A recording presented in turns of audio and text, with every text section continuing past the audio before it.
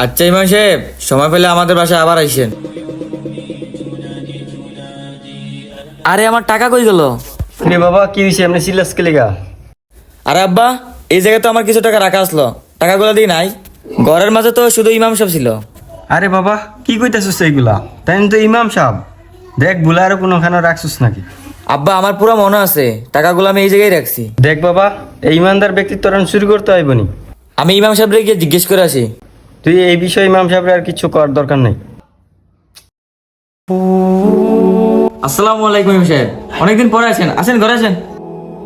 ইমাম সাহেব, আপনাকে একটা কথা জিজ্ঞেস করতে চাইছিলাম, কিছু মনে করেন না। কি কথা বাবা, কো। ইমাম সাহেব, গতবার যখন আমাদের বাসায় আসছিলেন, আমার এই টেবিলে কিছু টাকা রাখা ছিল, টাকাগুলা পাইতেছি না। আপনাকে আমি চোর ভাবতেছি না, আপনি কি টাকাগুলা দেখছেন? বলেন না ইমাম সাহেব, দেখছেন? ওই তোরা না আমি না করলাম, এই বিষয়ে ইমাম সাহেবের কিছু কইতি না। ইমাম সাহেব, এর পক্ষ থেকে আমি মাফ চাইতাছি। ওই যে টেবিলের উপরে যে একটা কোরআন শরীফ ছিল, ওই কোরআন শরীফটা নিয়ে আসো।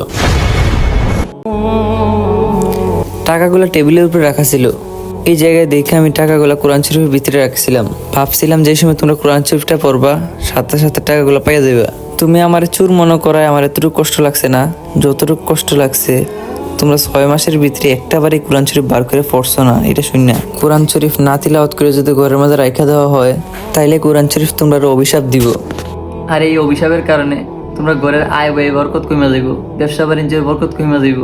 এছাড়াও কোরআন শরীফ পড়লে যে কত ফজিলত, এক অক্ষর পড়লে তুমি 10 নেকি পাইবা। কোরআন শরীফ যেরকম ফজিলত এরকম লাভও আছে, আর না পড়লে তোমার বরকত কমে যাইব। তাই উচিত সবসময় কোরআন শরীফ তোমরা তিলাওয়াত করা।